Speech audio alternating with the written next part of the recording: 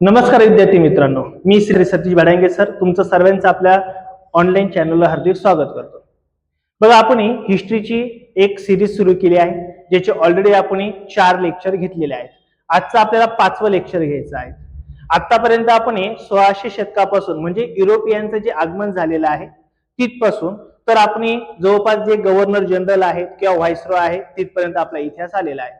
आज आपलं 5वं लेक्चर असणारे खूप इम्पॉर्टंट लेक्चर आहे, ज्याच्यामध्ये आज आपण काय कव्हर करणार आहे. बेंटिंग आहे, डलहौसी आहे, कॅनिंग आहे. आजचा आपलं एक छोटे लेक्चर असणार आहे, ज्याच्यामध्ये पहिले आपण 2 महत्वाचे भारताचे गव्हर्नर जनरल घेणार आहोत.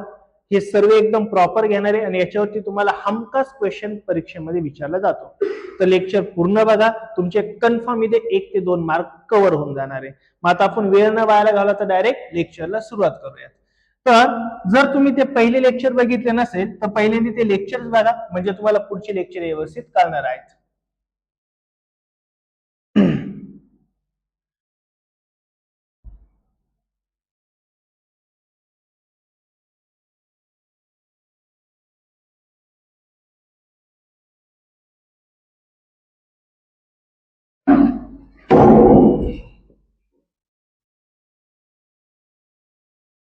बघा, लास्ट लेक्चरला आपण शेवटचा भारताचा गव्हर्नर जनरल बघितला होता. म्हणजे आपल्या लास्ट लेक्चरचा शेवटचा कोण बघितला होता? विल्यम बेंटिंग हा बघितला होता. खूप महत्वाचा भारताचा गव्हर्नर जनरल आहे हा. याच्यावरती क्वेश्चन हमखास आपल्याला विचारला जातो. मग याचा कार्यकाल आपण बघितला होता. काय होता बरं कार्यकाल? 1828 ते 1835 हा त्याचा कार्यकाल होता. आणि आपण बघितलंय की 1833 साली 1833 ला एक महत्वाचा चेंज केला होता. कोणता चेंज केला होता? जो बंगालचा गव्हर्नर जनरल होता त्याला काय बनवलं होतं? भारताचा गव्हर्नर जनरल बनवलं होतं. म्हणजे याचा अर्थ हा झाला की जो विल्यम बेंटिंग आहे का, हा शेवटचा बंगालचा गव्हर्नर जनरल आणि भारताचा पहिला गव्हर्नर जनरल, असे दोन्हीचे उत्तर काय असणार आहे बरं आपले? Lord Bentinck. इथपर्यंत आपण सर्व बघितलं होतं. व्हिडिओ व्यवस्थित सर्व बघा, म्हणजे तुमचे सर्व टॉपिक काय होणार इथं क्लिअर होणार आहेत. आणि शेवट काही मी महत्वाची इन्फॉर्मेशन देणार जी परीक्षेच्या दृष्टीने खूप महत्वाची आहे. तर व्हिडिओ शेवटपर्यंत बघा. मग आता बघा, आपण याच्यामध्ये काय बघितलं होतं? लॉर्ड विल्यम बेंटिंग मध्ये चार्टर कायदा बघितला, चार्टर ऍक्ट बघितला होता, ज्याच्यामध्ये काय झालं होतं? बंगालचा गव्हर्नर जनरल हा भारताचा गव्हर्नर जनरल झाला होता. त्याच्या कालखंडामध्ये सर्वात महत्वाची गोष्ट झाली होती काय बरं? सती प्रथा बंद करून टाकली होती. जी हिंदू परंपरेमध्ये किंवा हिंदूंमध्ये जी सती प्रथा चालू होती ती बंद केली होती. सतीचा अर्थ तुम्हाला सांगितला होता, अशी स्त्री का जिचा नवरा मेलेला आहे, अशा स्त्रीला आपण काय म्हणतो बरं? सती. तर नवरा मेल्यानंतर त्याच्या काय बायका आहे, एक असेल किंवा किती असतील, त्या सर्वांना काय करायचं? त्या चितेवर जाळलं जायचं. त्याला सती प्रथा असं म्हणतो. ती कोणी बंद केली होती? लॉर्ड विल्यम बेंटिंगनी बंद केली होती. कोणाच्या मदतीने केली होती? राजा राममोहन राय. का केली याच्याबद्दलचा सर्व इतिहास मी मागच्या लेक्चर मध्ये ऑलरेडी सांगितलेला आहे तुम्हाला. त्यानंतर त्यांनी ठगांचा बंदोबस्त केला होता. ठग काय होते ते तुम्हाला सांगितले. उत्तर भारतातले एक प्रकारे काय होते? चोर होते. त्यांचा बंदोबस्त त्यांनी केला होता. त्यानंतर त्यांनी शिक्षणाच्या सुधारणा केला, चार्टर ऍक्ट आणला होता. न्याय व्यवस्थेमध्ये सुद्धा त्यांनी महत्वाच्या सुधारणा केल्या होत्या. तर हा झाला आपला लॉर्ड बेंटिंग. खूप इम्पॉर्टंट आहे, ज्याच्यावर क्वेश्चन आपल्याला विचारतात. आता पुढचा महत्वाचा भारताचा गव्हर्नर जनरल, ज्याच्यावर बऱ्याच वेळेस क्वेश्चन विचारलेले, मोस्ट इम्पॉर्टंट आहे, हा खूप इम्पॉर्टंट आहे. याच्यावरती नेहमी आपल्याला क्वेश्चन विचारले जातात. मग ज्याचं नाव काय बरं? Lord Dalhousie. काय नाव आहे चालं? Lord Dalhousie. लॉर्ड डलहौसीचा जो कार्यकाल आहे तो आहे 1848 ते 1856. हा त्याचा कार्यकाल आहे. याचा जो कार्यकाल आहे का, तो आधुनिक भारताचा पायाभरणी असा कार्यकाल आपल्याला बघायला मिळतो. आधुनिक भारताची जडणघडण याच्या कालखंडात झालेली आपल्याला बघायला मिळते. मग आता याच्या कालखंडामध्ये 1848 ते 1856 ह्या 7 ते 8 वर्षाच्या कालखंडात तिने काय महत्वाच्या सुधारणा केल्या त्या सर्व डिटेलमध्ये आपल्याला बघायच्या सुधारणा. मग इंग्रजांचं जे आतापर्यंत व्हाईसरॉय झाले किंवा बंगालचे गव्हर्नर जनरल वगैरे झाले, याच्यामध्ये विस्तारवादी सर्वात मोठं धोरण कोणाचं आहे? डलहौसीचं. विस्तारवाद म्हणजे तुम्हाला मी सांगितलंय, विस्तारवाद म्हणजे काय? आपलं साम्राज्य वाढवणे, याला विस्तारवाद असं म्हणतात. खूप महत्वाकांक्षी हा व्हाईसरॉय होता किंवा गव्हर्नर जनरल होता, खूप महत्वाकांक्षी. बऱ्याच त्यांनी काही महत्वाच्या सुधारणा त्यांनी केलेल्या आहे. कोणत्या कोणत्या सुधारणा केल्या त्या आपण सर्व याच्यात बघणार आहे. मग आता पहिला डलहौसी जो आहे तो ब्रिटिश साम्राज्याचा भारतातील त्याच्या कालखंडात सर्वात जास्त आपल्याला विस्तार झालेला बघायला मिळतो. सर्वात जास्त विस्तार. असं म्हटलं जातं की डलहौसी नंतर जवळपास जे नंतर व्हाईसरॉय आले त्यांनी भारतात इतरत्र विस्तार केलेला नाहीये. म्हणजे विस्ताराचा सर्वात कस जो कोणी केला असेल तो कोणी केलाय? लॉर्ड डलहौसीने केलाय. त्याच्यानंतर मग हे सगळ्या परंपरा बंद झालेल्या आहेत. मग डलहौसीच्या काळातल्या कोणत्या महत्वाच्या घटना आहेत ते आता आपण बघणार आहे. तो विस्तारवादी धोरण होते चालू ते आपण सर्व बघणार आहे. त्याच्या कालखंडात सर्वात जास्त भारताचा विस्तार झालेला आहे. म्हणजे भारतातलं जास्तीत जास्त क्षेत्र हे इंग्रजांच्या आधिपत्याखाली आलेलं आहे. कोणाच्या कालखंडात? डलहौसीच्या कालखंडात. मग आता डलहौसीने काय महत्वाच्या सुधारणा केल्या? तर त्यांनी रेल्वेच्या महत्वाच्या सुधारणा केल्या. आपण डिटेलमध्ये पुढे गेल्या बघणारच आहोत. त्यांनी टपाल सुविधा सुरू केली होती. तशी टपाल सुविधा सुरू करणारा हा डलहौसी पहिला नाहीये. डलहौसीच्या आधी पण टपाल व्यवस्था सुरू झालेली आहे. मुंबईमध्ये पहिली टपाल व्यवस्था 1688 ला सुरू झालेली. म्हणजे काय? पत्र पाठवायचं एका ठिकाणाहून दुसऱ्या ठिकाणी. म्हणजे टपाल व्यवस्था ही डलहौसीच्या काळाच्या आधी पण झालेली. पण बऱ्याच पुस्तकांमध्ये बऱ्याच ठिकाणी आपल्याला असं वाचायला मिळतं की टपालची सुविधा कुणी केलेली आहे? डलहौसीने. पण त्याच्या आधी पण झाली. कशी झाली ते तुम्हाला मी सांगणार आहे. तिसरी महत्वाची सुधारणा केली त्यांनी तार यंत्र. तार यंत्र काय ते पण आपण पुढे गेलं बघणार आहोत. त्यानंतर सर्वात महत्वाचं त्यांनी सार्वजनिक बांधकाम विभागाची स्थापना केली. म्हणजे जे बंधारे वगैरे बांधले जातात का, जे सार्वजनिक म्हणजे सरकार जे काही सार्वजनिक कामं करतंय, बांधकामाची कामं करतंय, त्यासाठी त्यांनी काय केलं? एक स्वतंत्र डिपार्टमेंट ओपन केलं होतं. अशा प्रकारच्या सर्व आधुनिक सुविधा त्यांनी भारतामध्ये राबवल्या होत्या. म्हणून लॉर्ड डलहौसीला आधुनिक सुविधांचा जनक असं सुद्धा म्हणतात. डलहौसीला काय म्हणतात? आधुनिक सुविधांचा जनक असं म्हटलं जातं. मग आता याच्या काही महत्वाचे धोरण आहेत, याचे काही महत्वाचे काम आहेत ते आता आपल्याला ह्या लेक्चर मध्ये बघायचे. मग आता काय काय बघा, इथं लक्ष देऊ. मग आता सर्वात पहिलं त्याच्या कालखंडातलं जे काम झालंय का ते काय झालंय बरं? विलिनीकरणाचं धोरण. विलिनीकरण म्हणजे काय रे? जसं की डलहौसीच्या आधी पण म्हणजे डलहौसीच्या आधी काय होतं? पूर्ण भारतावरती इंग्रजांची सत्ता नव्हती. बऱ्याच ठिकाणी राजेशाही पद्धत अजून सुद्धा चालूच होते. परंतु ह्या डलहौसीने वेगवेगळे कारण सांगून ते साम्राज्य, ते जे काही संस्थानं होते ते संस्थानं इंग्रजांच्या सत्तेमध्ये विलीन करून घेतले. यालाच आपण म्हणतो विलिनीकरणाची पद्धत. म्हणजे जे संस्थानं अजून इंग्रजांच्या ताब्यात नव्हते डलहौसी पर्यंत, ते सुद्धा संस्थानं काय केले? आता या डलहौसीने इंग्रज प्रशासनाच्या अंतर्गत आणले. याला आपण विलिनीकरण करणं असं म्हणतो. शब्द कळाला? विलिनीकरण काय म्हणजे संस्थान अजून नव्हती इंग्रजांच्या ताब्यात, ते पण संस्थान म्हणजे ते सुद्धा राजे आता इंग्रजांच्या ताब्यात आले. कसे आले ते आपण एक एक बघणार आहे. ज्याच्यामध्ये आहे सर्वात पहिलं ते म्हणजे वारसा, दत्तक वारसा नाकारणे धोरण. दत्तक वारसा धोरण त्यांनी नाकारलं. आता पहिलं काय व्हायचं? इंग्रज यायच्या आधी भारतामध्ये संस्थान पद्धत होती म्हणजे राजेशाही पद्धत होती. राजाचा मुलगा राजा व्हायचा, त्याचा मुलगा राजा व्हायचा, त्याचा मुलगा राजा व्हायचा. जसं की पेशव्यांचा मुलगा पेशवे, पेशव्यांचा मुलगा पेशवे, पेशव्यांचा मुलगा पेशवे. म्हणजे तो जो राजा आहे का त्याचं झालेलं जे अपत्य आहे का त्यालाच काय करायचे? राजा करायचे. दुसरी गोष्ट, जनरली राजा कोणाला बनवायचे? मुलाला.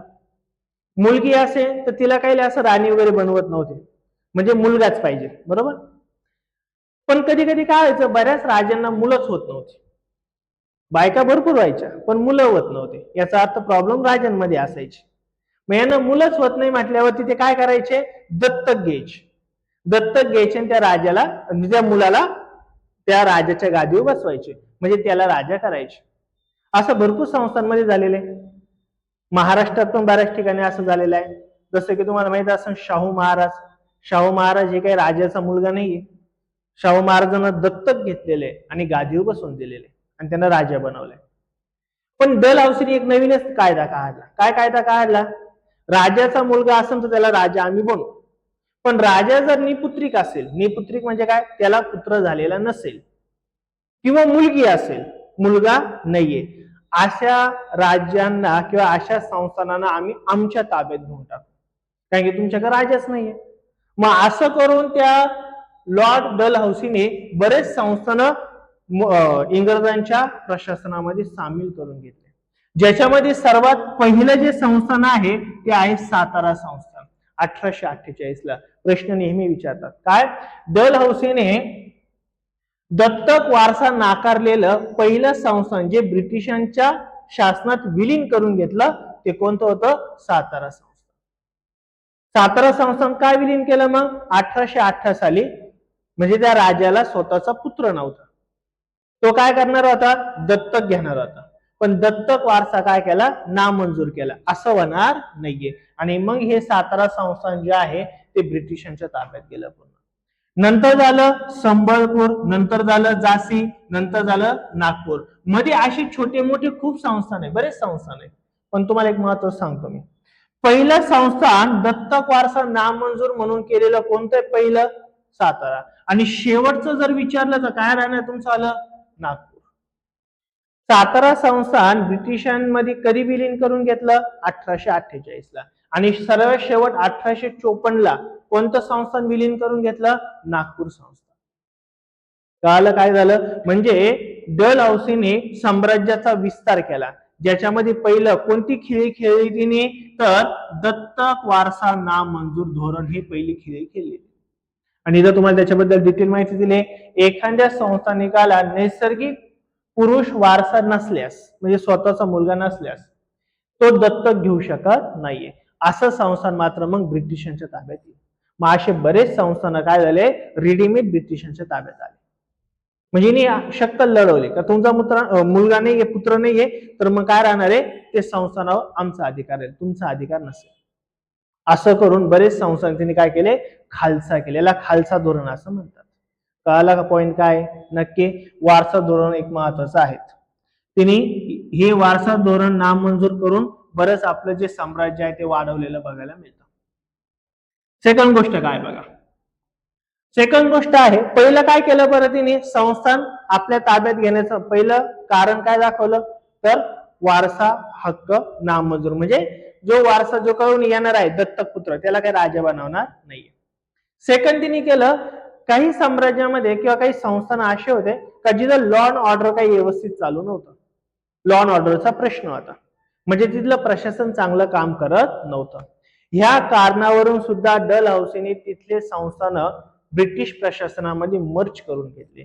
ज्याचं एक्झाम्पल आपण जर म्हटलं तर अवध संस्थान. कोणतं, अवध.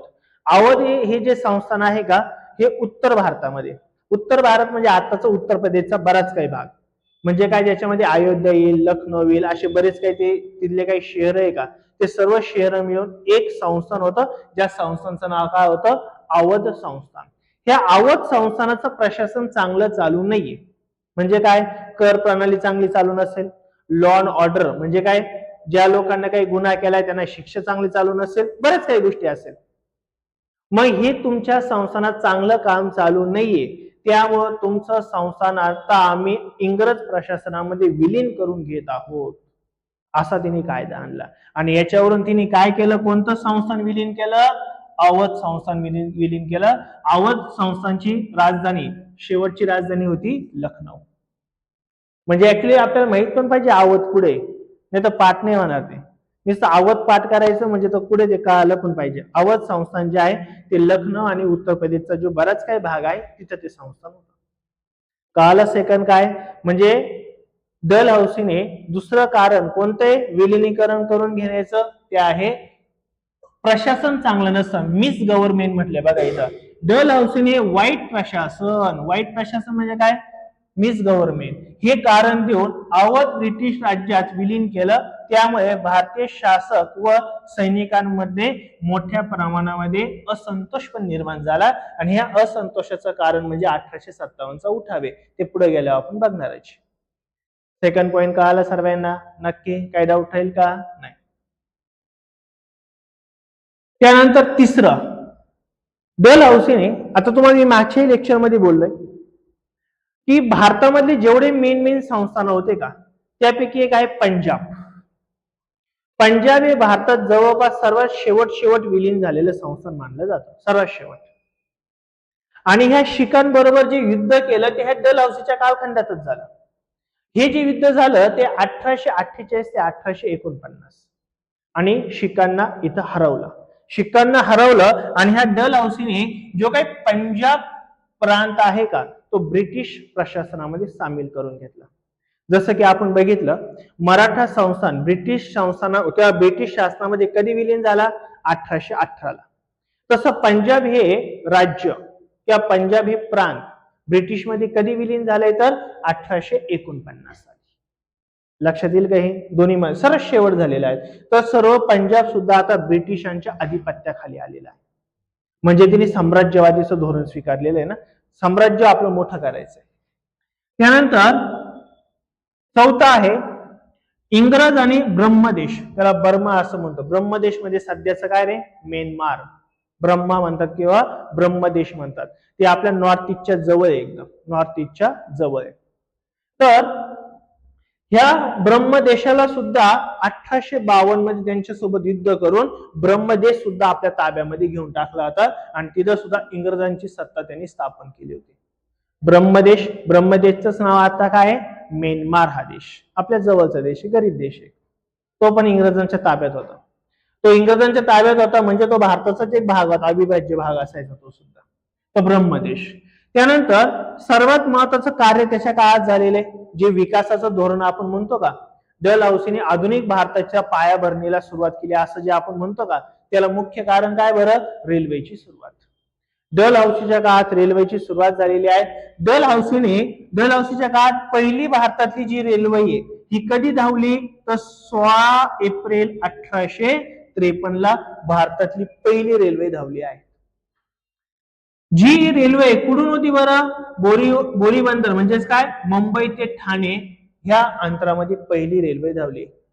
आणि ह्या रेल्वेने एकूण किती अंतर कापलेलं आहे बरं, 34 किलोमीटरचं अंतर कापलंय. किती, 34 किलोमीटर, 34 किलोमीटरचं अंतर कापलंय. ह्या रेल्वेमध्ये त्यावेळेस किती प्रवासी बसले होते, 400 प्रवासी बसले. जवळपास त्या काळातली ही रेल्वे आहे बघा, तोच म्हणजे न्यूजपेपरचाच फोटो आहे हा. In Indian first railway was build between build Mumbai and Thane in 1852 मध्ये ती झालेली. म्हणजे 16 एप्रिल 1853 ला भारतातली पहिली ट्रेन धावलेली आहे. आणि ह्या ट्रेन मध्ये एक महत्वाचा भारतीय व्यक्ती पण बसला होता, ज्याचं नाव आहे नाना शंकर शेठ. हे त्यात बसले होते. नाना शंकर शेठ खूप म्हणजे नाना शंकर शेठांबद्दल आपण माहिती तर बघणार आहे, त्यांच्यावर नेहमी प्रश्न असतो. नाना शंकर शेठ एवढा श्रीमंत माणूस होता, त्या नाना शंकर शेठने इंग्रजांना व्याजाने पैसा पुरवायचा. कोणाला, इंग्रजांना. आणि या नाना शंकर शेठचं म्हणणं होतं का भारतात ट्रेन आली पाहिजे, जी ट्रेन युरोपमध्ये ना ती भारतात आली पाहिजे. त्याला लय हौस होते आणि त्यासाठी पैसा मी देतो म्हणे, ट्रेन भारतात आणा तुम्ही. तो माणूस एवढा भयानक होता, इंग्रजांना व्याजाने पैसे द्यायचा, म्हणजे व्याज म्हणजे पैसा पुरवायचा. आणि ह्या रेल्वेमध्ये सुद्धा त्यांनी भरपूर मोठ्या प्रमाणात पैसा त्यांनी स्वतः दिलाय. तर त्याचं त्याला एक पावती म्हणून त्या ट्रेन मध्ये सुद्धा ते बसले होते नाना शंकर शेठ. जबरदस्त माणूस आहे, म्हणजे त्याचा इतिहास आपण पुढे बघणार आहे, एकदम भारी इतिहास आहे. बरं, जी पहिली रेल्वे जी सुरू झाली का ती कोणत्या कंपनीने सुरू केली, ती कंपनीचं नाव माहित पाहिजे आपल्याला. पहिली railway great Indian peninsular railway, great Indian peninsular railway ही एक कंपनी होती, ज्या कंपनीने ह्या रेल्वेचं कॉन्ट्रॅक्ट घेतलं होतं आणि रेल्वे पहिली धावली होती किंवा ती रेल्वे पहिली चालवली होती त्यांनी, किंवा तिने ती रेल्वे बनवली होती. ही रेल्वे एवढी वाढायची मोठी, तर आता ते एकच इंजिन असतं, आता पॉवरफुल इंजिन आले. पण त्यावेळेस इंजिन 3 लावले होते. एकूण किती इंजिन होते, 3. त्या 3 इंजिनची नावं माहित असू द्या.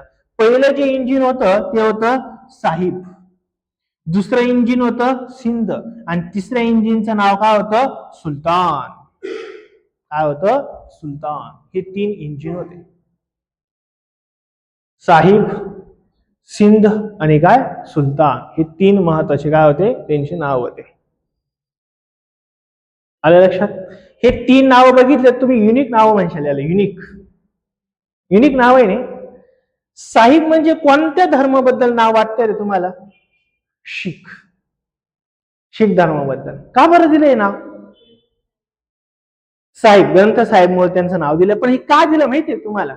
याच्या आधीच आपण बघितलं ना, शिखांना काय केलं होतं, पंजाबला काय केलं होतं, ब्रिटिशांच्या ताब्यात घेतलं होतं ना. मग ते नाराज होते ना, मग त्यांना खुश करायचं होतं आपल्याला. इंग्रज लय भयानक माणसं होते. इंग्रज काय करायचे, रागाला का चोंबळायचे, रागाला का चोंबळायचे, खुश करायचे. आपण बघितलं ना की किंवा पुढे इतिहासात बघणारे, मुस्लिमांना खुश करण्यासाठी काय केलं, हिंदूंना खुश करण्यासाठी काय केलं, प्रत्येक धर्माला खुश करणं. पहिले त्रास द्यायचा, खुश करायचं, त्रास द्यायचा, खुश करायचं. असंच तर संसार व्यवस्थित चालतो ना, बरोबर का नाही? एक बाजूनीच वरच बसायचं ना. इंग्रज म्हणजे लय भारी माणसं होते, जबरदस्त. म्हणजे इंग्रजांनी काय केलंय भारतामध्ये, विकास तर केलाच आहे, नो डाऊट. हा, दुसरं म्हणजे त्यांनी त्रास पण दिलाय. पण मला कधी कधी असं वाटतं, जर भारतात इंग्रज आले नसते तर अजूनही आपण, बराच भारतातला बराच भाग आहे तो अजून पण बराच महाग असलेला असतो, खूप जास्त महाग असलेला असतं. पैसे गेले, सोनं नाणं गेलं, संपत्ती गेली, पण थोडस आलं पण ना, बरोबर ना? हा, आपण हुशार लय होतो, मध्ये मध्ये येडे झालो होतो, पण नंतर हे रुळावा आणण्याचं काम सुद्धा कोणी केलंय, इंग्रजांनी आपल्याला केलंय, 100% केलंय, विकास पण केलेला आहे. म्हणजे आपण पुढे गेल्यावरती जर तुम्हाला सांगणार आहे, तो करंट अफेअर मध्ये वगैरे पण सांगणार आहे, इंग्रजांनी म्हणजे झिरोतून रेल्वे सुरू केली आणि खूप मोठा त्याचा काय केलं, जाळं तयार केलं. पण रेल्वेचा जो जाळ्याचं जे काम आहे, म्हणजे विकासाचं जे काम आहे, ते भारत स्वातंत्र्यानंतर थंडवले, कमी झाले. म्हणजे रेल्वेचे सर्वात जास्त जाळं भारत स्वतंत्र व्हायच्या आधी वरती आलेख चालला होता. भारत स्वतंत्र झाल्यावरती रेल्वेचा आलेख खाली चाललाय. म्हणजे इंग्रज होते म्हणून ह्या रेल्वे झाल्या. इंग्रज जर नसते तर ह्या रेल्वे झाल्या नसत्या, पॉसिबलच नव्हतं. कारण तुम्हाला पुढे एक मी सांगणार आहे ते, किंवा 1898 ला 1898 ला कोकण रेल्वे सुरू करा अशी कोणाची डिमांड होती माहितीये का? टिळकांची डिमांड होती, टिळक. ओके. आणि ती रेल्वे 100 वर्षानंतर म्हणजे 1998 ला सुरू झाली. त्यातही तिचं काम इंग्रजांनीच जास्त करून ठेवलं होतं.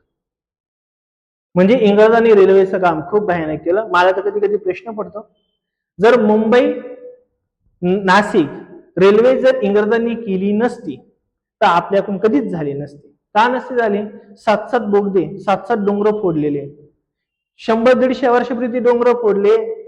आणि तुम्हाला माहितीये का, गेल्या 30-40 वर्षापासूनची आपली मागणी आहे. काय मागणी आहे? मुंबईवरून जी कसाऱ्यापर्यंत लोकल येते का, ती नाशिकला येऊ द्या लोकल. पण ती नाशिकला येत नाही का? त्या बोगद्यात घुसत नाहीये. बोगदा फक्त थोडा वाढवायचा आहे, फक्त थोडा कोरायचा आहे. तो कोरणं अजून 30 वर्षात आपलं झालेलं नाहीये. आणि इंग्रजांनी एवढ्या वर्षात, 30 वर्षात किती रेल्वे बनवून ठेवल्या असतात. एवढं भारतीय प्रशासन सध्या ढासळलेलं. असो, काम चालू आहे चांगलं. मग आता ही पहिली रेल्वे तुम्हाला मी सांगितली, त्याच्यात किती प्रवासी होते तेही सांगितलं, किती किलोमीटर तिनं प्रवास केला आणि ती कोणत्या कंपनीने त्याचं कॉन्ट्रॅक्ट होतं. त्याचबरोबर त्या रेल्वेच्या इंजिन, किती इंजिन होते? 3. मग हे साहेब म्हणजेच काय, पंजाब प्रांताला खुश करण्यासाठी, सिंध हिंदूंना खुश करण्यासाठी, सुलतान मुस्लिमांना खुश करण्यासाठी. साधी गोष्ट आहे, सरांना खुश करायचे होते. सरांना त्रास दिला होता ना, सरांना खुश करून टाकायचं. लय जबरदस्त होते, बेकार माणसं होते. हे तुम्हाला ट्रेन वगैरे दाखवली. इथपर्यंत कळालं का हे? नक्की. आता पुढचं आपल्याला बघायचंय. 6वी महत्वाची त्यांनी सुधारणा केली. कोणती सुधारणा केली बरं? टपाल व्यवस्था. काय केली? टपाल व्यवस्था. जसं मी तुम्हाला सांगितलंय, टपाल व्यवस्था सुरू ऍक्च्युली ऑलरेडी मुंबईमध्ये झालेली होती. जी टपाल व्यवस्था भारतातली सर्वात पहिली कधी सुरू झाली बरं? 1688 ला सुरू झालेली आहे. पण टपाल व्यवस्थेबद्दल कोणाचं नाव घेतलं जातं? डलहौसीचं नाव घेतलं जातं. त्याला मुख्य कारण काय? टपाल व्यवस्थेचा विस्तार करण्याचं श्रेय कोणाला जातंय? तर डलहौसीला जातंय. म्हणून डलहौसीच्या कारकिर्दीमध्ये टपाल व्यवस्था सुरू झाली असं मानलं जातं. हा, पण तसं पाहायला गेलं तर आधी, त्याच्या आधी पण एक इंग्रज होता ज्याचं नाव होतं वॉरन हेस्टिंग. वॉरन हेस्टिंगने ऑलरेडी टपाल व्यवस्था 1764 ला सुरू केली होती, सॉरी 74 ला सुरू केली होती. 1774 ला पुढे केली होती ती कलकत्ता किंवा कोलकात्याला ती सुरू केली होती. पण त्याचा विस्तार केला तो कोणी केला तर डलहौसीने केला. म्हणून असं मानलं जातं की डलहौसीने भारतामध्ये आधुनिक टपाल व्यवस्था जी सुरू केली ती कधी केली? 1854 ही तारीख माहित असू द्या. टपाल व्यवस्था कधी सुरू झाली? 1854. रेल्वे कधी सुरू झाली? 1853. हे आकडेवारी लक्षात ठेवा, तुम्हाला जोड्या लावायला क्वेश्चन विचारले जातात. एका बाजूने काय टपाल व्यवस्था, रेल्वे व्यवस्था, तार व्यवस्था असं देतात, एका बाजूने वर्ष देतात, त्या जोड्या लावायला क्वेश्चन तुम्हाला विचारतात, ते आपलं पाठ पाहिजे. तर टपाल व्यवस्थेचा विस्तार केला. आता जे काही हेस्टिंग असेल किंवा मुंबईमध्ये जी पहिली टपाल व्यवस्था सुरू झाली ही लिमिटेड क्षेत्रासाठी होती. पत्र पाठवायचं, त्या पत्राचा काहीतरी चार्ज असणार आहे आणि तो द्यायचा, समोरचा व्यक्ती देणार वगैरे ते पत्र घेणार. पण डलहौसीने काय केलं, पूर्ण भारतभर कुठेही कोणतं पत्र पाठवा जाऊ शकेल एवढा मोठा त्यांनी विस्तार केला. म्हणून टपालचा जनक म्हणून कोणाला मानलं जातं? डलहौसी. कळालं? टपाल म्हणजे कळाले ना, पत्र पाठवायचे. आता पत्र बंद झाले, आता डॉक्युमेंट आले त्याच्या जागी. पहिले पत्र असायचं 4 आण्याला 50 पैशाला एक पत्र भेटायचं. बघितले का तुम्ही ते? बघितले का नाही? पत्र भेटायचं असं ते गुलाबी कलरचं वगैरे किंवा असं राखाडी कलरचं राहायचं. राखाडी, ते राखाडी कलरचं असं एक पत्र असायचं. एक बाजू पूर्ण कोरी असायची, दुसरी बाजूचा अर्धा भाग कोरा असायचा आणि इथं मग नाव गाव कोणाला पाठवायचं, फक्त टू कोणाला पाठवायचं, मी नाव गाव सरा पत्ता लिहायचा, ते पत्र टाकून देतो. उघडच पत्र, कोणी वाचू शकत नाही. त्याला काय असं लिफाफ्यात वगैरे टाकलं जात नव्हतं. तर ते असं त्या आता बंद झालं. ते पहिले होते ते असं प्रत्येक चौकामध्ये लाल पिटी असायची, गोल आकाराची लाल पिटी. आता पण ती पोस्ट ऑफिसच्या बाहेर आहे अजून बी. ती पहिले चौकात असायची, गावठेव पण असायची, बऱ्याच ठिकाणी असायची. ते पत्र लिहायचं म्हणजे मी लहान होतो ना, मी घेतलेले अनुभव, मी लिहिलेले पत्र. तर ते पत्र लिहायचं म्हणजे पाहुण्यानं लिहिलेलं पत्र आहे ते. तर ते पत्र लिहायचं आणि त्या टपालमध्ये जाऊन टाकायचं.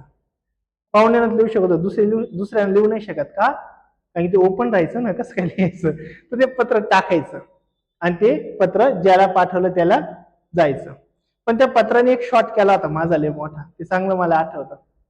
एक मालिका होती, काहीतरी मालिका मला आठवत नाही, पण मी लहान होते, 4थी-5वीला काहीतरी असेल. त्या मालिकेमध्ये काय राहायचं, अर्धा तासाची मालिका राहायची आणि त्या मालिकेच्या शेवटी प्रश्न विचारायचे. त्या प्रश्नाचं उत्तर बरोबर दिलं तर आपल्याला गिफ्ट यायचं, ते पोस्टाद्वारे गिफ्ट यायचं.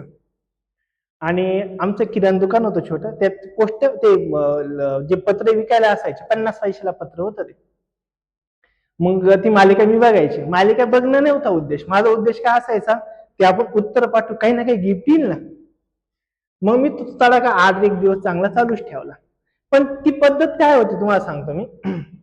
ती पत्र असायचं 50 पैशाचं किंवा ती नंतर 1 रुपयाला पण झालं. ते 50 पैशाचं पत्र असायचं, त्याच्यावरती ते मालिकेचं नाव लिहायचं, प्रश्न लिहायचा, त्याचं उत्तर लिहायचं आणि कोणाला पाठवायचं तो ऍड्रेस यायचा दूरदर्शनवरती, तो ऍड्रेस पण लिहून घ्यायचा.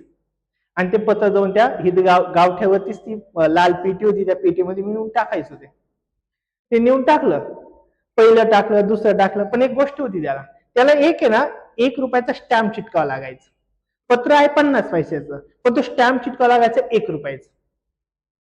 तो काही मी चिटकत नव्हतो. आलं तर आलं, नाही तर नाही आलं, तसं 50 पैसे 1 रुपया तर वाचतोच आहे ना. ते मी 5-7 दिवस 8 दिवस टाकलं. नंतर वडील म्हणे पत्र कमी होऊ राहिले. म्हटलं आम्ही असं असं करतोय. वडील बोलले नाही नाही असं ना करू, काय भेटत नाही, काय लागेल त्यांचा खर्च करताय. पण 15-20 दिवस झाले. तो पत्रकार पहिलं तो जो काही पत्र वाटणारा जो पोस्टमन आहे का, तो आला ते पत्र घेऊन. तेच पत्र मग आम्हाला आलं घरी, रिटर्न आलं.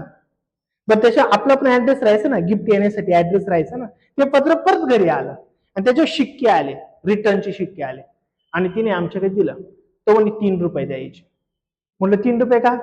म्हणजे जाण्याचा 1.5 रुपये चार्ज आणि येण्याचा पण आता 1.5 रुपये चार्ज आहे. त्या समोरच्यांनी रिव्हर्स पाठवले पत्र.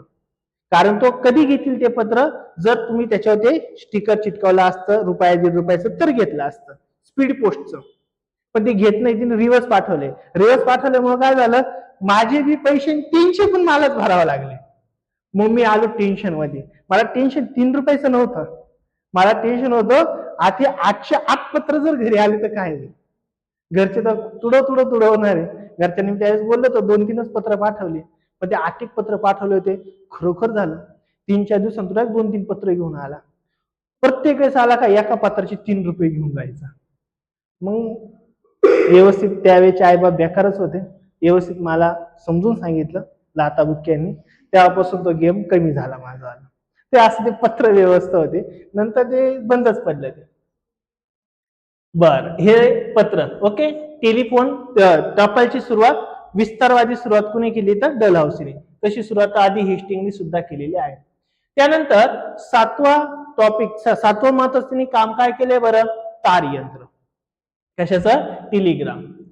या टेलिग्रामचं जनक किंवा याचं श्रेय कोणाला जातं, डॉक्टर विल्यम ब्रूक यांना जातं. इने तार यंत्राचा शोध लावलाय, पण त्याचा जो विस्तार केलाय तो कोणी केलाय बरं, डलहौसीने. मला सांगा, तार यंत्र म्हणजे माहितीये का तुम्हाला काय, तार यंत्र, तार यंत्र किंवा टेलिग्राफ. आता हे नाही राहिलं, पहिलं राहायचं. आता मोबाईलमुळे हे सर्व बंद पडलंय. आता विदिन सेकंदात मेसेज टाकतो, पोहोचून जातो, किंवा काय असेल मेल बिल लगेच आपण पोहोचून जातो. हे पहिलं नव्हतं. पहिले सपोज आता एक पत्र जर सिन्नरवरून मला मुंबईला पाठवायचं तर 4-5 दिवस लागायचे, किमान 4-5 दिवस. पण एखादी इमर्जन्सी ना, एखाद्या घरातलं गेलं तर त्याच्या नातेवाईकांना सांगायचे, मुलगा किंवा कोणी बाहेर असेल त्यांच्या नातेवाईकांना सांगायचं, तर तो पण त्याचं तिकडे दावा होऊन जायचं. तो आता दावा होऊन जायचं ना, ते पत्र जाणार आणि मग तो निघणार. मग कोणती सुधारणा आली, फास्ट सुधारणा आली, ती म्हणजे तार यंत्र. तार यंत्र वेगळी कन्सेप्ट होती. आता सपोज मला मुंबईला तार करायची, काय करायची, तार लवकर आहे ना, लवकर मेसेज पाठवायचा, लवकर नसेल तर टपाल करायची. पण मला मुंबईला लवकर मेसेज पाठवायचा, त्या माणसाला लवकर बातमी द्यायची काहीतरी. मग काय करणार, मी पोस्ट ऑफिस मध्ये जाणार. त्या पोस्ट ऑफिस मध्ये एक यंत्र असायचं, त्या यंत्रावरती ऍक्च्युली आपण ते लिहावं लागायचं आणि ते तिथं आपण बोलायचं. ते बोललं का मुंबईच्या टपालमध्ये त्या यंत्राचं आपोआप प्रिंट सारखं निघायचं, प्रिंट. मग आपण काय बोललोय का हे त्याच्यावरती लिहून यायचं. ते लिहून आलं का ते वाचायचे मग सांगायचे, भाऊ तुला काहीतरी बोलवलंय, याला म्हणायचं तार यंत्र. म्हणजे एक प्रकारची व्हॉइस रेकॉर्डिंग होती, असं थोडं आपण म्हणू शकतो. ते तार यंत्र फास्ट होतं. याला जायला किती वेळ लागायचा, 2-2, 4-4 दिवस. हे एका दिवसात जायचं, एका दिवसात ट्रान्सफर व्हायचे. तारा टाकल्या त्यासाठी खूप मोठ्या प्रमाणात. हे तार यंत्र सुद्धा कोणाच्या काळात जास्त विकसित झाले, डलहौसीच्या काळात झाले. पहिली तार यंत्राचा वापर कुठे केलाय, कलकत्ता ते डायमंड हर्बल या मार्गावर केलाय. म्हणजे पहिले तार यंत्र जे आहे ते कलकत्ता किंवा बंगालमध्ये पहिलं वापरलं आहे. आणि 1854 मध्ये भारतात सार्वजनिक तार सेवेची सुद्धा सुरुवात झाली होती. 51 ला कुठं पहिला प्रयोग केला, कलकत्ता मध्येच केला किंवा बंगाल प्रांतामध्येच केला होता. परंतु 1854 ला त्याचा विस्तार मोठ्या प्रमाणात डलहौसीने केला होता. काल इथपर्यंत ओके. नेक्स्ट तिने एक 8वं महत्वाचं कार्य केले, खूप महत्वाचं. ते काय, सार्वजनिक बांधकाम विभागाची स्थापना केली. काय केली, सार्वजनिक बांधकाम विभागाची स्थापना. मग सार्वजनिक काम जे आहेत, सार्वजनिक ज्या बिल्डिंग असतील, धरणं असतील, बंदरे असेल, हे बांधण्यासाठी तिने एक डिपार्टमेंट सुरू केलं. मग काय काय बरं, रस्ते, पूल, कालवे, सरकारी इमारती हे बांधण्यासाठी जी काही टीम असेल का, ती टीम म्हणजे काय असणार होती, सार्वजनिक बांधकाम विभाग, PWD. ही अजूनही काम करते, माहिती आहे तुम्हाला PWD. याची MPSCच्या माध्यमाने PWD चे अधिकारी भरले जातात. जे काही सिव्हिल इंजिनियर वगैरे जे काही असतात ना, जे इंजिनिअरिंग किंवा डिप्लोमा झालेले, त्या मुलांसाठी ही परीक्षा असते आणि हे पद आता सुद्धा भरले जातात. ती अजूनही चालू डिपार्टमेंट. आणि तिने काही महत्वाचं शैक्षणिक काम सुद्धा केलेलं आहे. त्याच्या कालखंडामध्ये वूडचा काय आला होता, अहवाल आला होता. वूड हा एक शिक्षण तज्ञ होता. या शिक्षण तज्ञाची नियुक्ती ह्या डलहौसीने केली होती. कशासाठी, शिक्षण प्रणालीमध्ये काय सुधारणा आल्या पाहिजे, काय नवीन गोष्टी आल्या पाहिजे, त्यासाठी या वूड आयोगाची स्थापना केली होती. ह्या वूडचा शिक्षणाचा अहवाल आहे तो 1854 साली त्यांनी लागू केला होता. याच्यामध्ये कशावर भर दिला होता, आधुनिक शिक्षणावर भर दिला होता. म्हणून याला वूडचा जो शिक्षण अहवाल आहे का, याला आधुनिक शिक्षणाचा पाया असं म्हणतात. आधुनिक शिक्षणाचा पाया, ज्याच्यामध्ये शाळा, महाविद्यालय मोठ्या प्रमाणामध्ये विकसित केले गेले होते याच्या कालखंडात. म्हणजे डलहौसीने जवळपास प्रत्येक क्षेत्रामध्ये जवळपास काम केलेलं आहे. डलहौसीचा कार्यकाल, डलहौसी हा खूप महत्वाचा व्हाईसरॉय, भारताचा गव्हर्नर जनरल मानला जातो. इथपर्यंत कळालं सर्वांना? नक्की. डळहौसीवर बऱ्याच वेळेस क्वेश्चन असतो, म्हणजे असतो तो आपल्याला व्यवस्थित करायचं. एवढे त्याच्यावाले महत्वाचे 8 कार्य लक्षात ठेवा. कळेल का हे? ओके. आता आपल्याला पुढचा बघायचा आहे, तो आहे लॉर्ड कॅनिंग. लॉर्ड कॅनिंग एकदम व्यवस्थित व्यक्तिमत्व, म्हणजे त्याला उदारवादी आपण म्हणू शकतो. उदारवादी म्हणजे काय? सर्वांचा विचार करणारा. परंतु त्याच्याच कालखंडामध्ये सर्वात मोठा काय झाला होता? लढा झाला, ज्याला आपण 1857चा उठाव असं म्हणतो. त्याच्याच कालखंडात झाला नेमका. माणूस उदारवादी तत्वाचा होता, साम्राज्यवादी तत्वाचा नव्हता. जास्त अन्याय पण करत नव्हता, माणूस खूप चांगला होता. पण प्रॉब्लेम काय झाला? आतापर्यंतच्या व्हायसरॉय आणि गव्हर्नर जनरलांनी जे काही अन्याय भारतीयांवर केले का, त्याचा उद्रेक याच्या काळात होऊन गेला. मग आता हा महत्वाचा आहे लॉर्ड कॅनिंग. आता मी तुम्हाला कालच्या लेक्चर मध्ये पण सांगितलंय की 1857चा उठाव झाला आणि त्याच्या पुढच्या वर्षी म्हणजे 1858चा इंग्लंडच्या राणीचा जाहीरनामा आलाय, जे आपण पुढच्या लेक्चर मध्ये घेणारच आहोत. याच्यानुसार काय झालं होतं? याच्या आधी काय होतं बरं? भारताचा गव्हर्नर जनरल होता ना, तो ह्या 1857-58च्या कायद्याने काय झाला होता बरं? व्हाईसरॉय. काय झाला होता? व्हाईसरॉय. मग याचा अर्थ हा झाला काय बरं? तर लॉर्ड कॅनिंग जो आहे का, हा भारताचा शेवटचा गव्हर्नर जनरल, आणि लॉर्ड कॅनिंग हा भारताचा पहिला व्हाईसरॉय. येईल लक्षात? तोच भारताचा शेवटचा गव्हर्नर जनरल आहे आणि तोच भारताचा पहिला व्हाईसरॉय सुद्धा आहे. ओके, याच्यावर तुम्हाला डायरेक्ट क्वेश्चन विचारलं जाईल, तो आपल्याला माहिती पाहिजे. मग इथं तुम्हाला दिले बघा इन्फॉर्मेशन. भारताचा शेवटचा गव्हर्नर जनरल कोण आहे बरं? तर लॉर्ड कॅनिंग. त्याचा कार्यकाल गव्हर्नर जनरल म्हणून कोणता होता? 1856 ते 1858. ते पद गेलं, त्याच्या जागी कोणतं पद आलं बरं? व्हाईसरॉय पद आलं. व्हाईसरॉय पद हा त्याचा कार्यकाल 1 नोव्हेंबर 1858 पासून ते 21 मार्च 1862. हे काही मार्च 21 1 वगैरे काही लक्षात ठेवायची गरज नाहीये, पण जर राहिलं लक्षात तेवढं लक्षात ठेवा. त्याचा कार्यकाल व्हाईसरॉय म्हणून कधी? 1 नोव्हेंबर. 1 नोव्हेंबर तारीख तशी तुम्हाला लक्षात ठेवायचीच आहे, कारण की त्या दिवशी इंग्लंडच्या राणीचा जाहीरनामा घोषित केला होता. कोणी? लॉर्ड कॅनिंगनीच केला होता. त्याच्याबद्दलची पुढे माहिती मी तुम्हाला देणारच आहे. तर याचा जो व्हाईसरॉय म्हणून कार्यकाल काय? 1858 ते 1862. म्हणजे ओव्हरऑल मध्ये त्याचा कार्यकाल काय बरं? 1856 ते 1862. हे जवळपास त्याने 6 वर्ष भारताचा गव्हर्नर आणि व्हाईसरॉय म्हणून काम केलेलं आहे. महत्वाचा व्यक्ती आहे. काय काय महत्वाच्या गोष्टी केल्या, काय महत्वाचे कार्य केले, ते पण आता आपण याच्यात बघणार आहे. मग याच्या कारकिर्दीतल्या महत्वाच्या घटना काय काय? ज्यातली पहिली सर्वात महत्वाची घटना इम्पॉर्टंट, ती म्हणजे काय? 1857चा उठाव, जो आपण नंतर डिटेलमध्ये घेणार आहोत. सेकंड काय बरं? भारत शासन कायदा आला. 1858चा भारत शासन कायदा. भारत शासन कायदा म्हणजे काय? इथं बऱ्याच काही गोष्टी चेंज केल्या होत्या. काय चेंज केल्या होत्या? ज्याच्यामध्ये ईस्ट इंडिया कंपनीची सत्ता समाप्त केली होती. ईस्ट इंडिया कंपनी सर्व कारभार कोण बघायचं आतापर्यंत? ह्या 1857-58 पर्यंत ईस्ट इंडिया कंपनी, भारतातला सर्व कारभार ईस्ट इंडिया कंपनी बघायची. पण एवढा मोठा 1857चा एवढा मोठा उठाव झाला, त्याच्यामुळे काय झालं? ईस्ट इंडिया कंपनीची सत्ता काढून घेतली आणि आता मग सत्ता कोणाच्या ताब्यात गेली? इंग्लंडच्या पार्लिमेंटमध्ये, इंग्लंडच्या राणीकडे. म्हणजे आता सर्व कारभार कुठून चालणार होता भारताचा? इंग्लंड मधून. कुठून चालणार होता? इंग्लंड. कंपनीचे अधिकार बरेच काही कमी केले किंवा काढून घेतले. सेकंड, भारताचा कारभार थेट ब्रिटिश राणीच्या, म्हणजे राणी व्हिक्टोरिया होती त्यावेळेस, तिच्या अधिपत्याखाली चालणार होता. त्यानंतर तिसरं काय महत्वाचं झालं? जो भारताचा गव्हर्नर जनरल हे होता का, त्या गव्हर्नर जनरलचं पद काढलं आणि त्याच्या जागी आता कोण आणलं बरं? व्हाईसरॉय हे पद आणलं. आणि पहिला व्हाईसरॉय वगैरे कोण आहे ते तुम्हाला इथं दिलेलं आहे, लॉर्ड कॅनिंग. लक्षात इथपर्यंत? मग इथं काही महत्वाच्या गोष्टी तुम्हाला दिल्या आहेत. याच्या कालखंडात काय झालंय? ईस्ट इंडिया कंपनी अबॉलिश झाली. अबॉलिश म्हणजे काय रे? नष्ट झाली.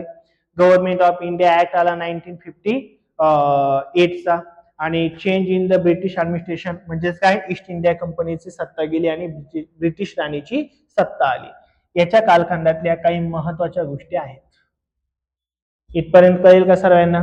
आपण ह्या लेक्चरची सिरीज अशीच कंटिन्यू चालू राहणार आहे. जर चॅनलला सबस्क्राईब केलं नसेल तर चॅनलला सबस्क्राईब करा. जर व्हिडिओ आवडला तर नक्की लाईक करा. Thank you so much.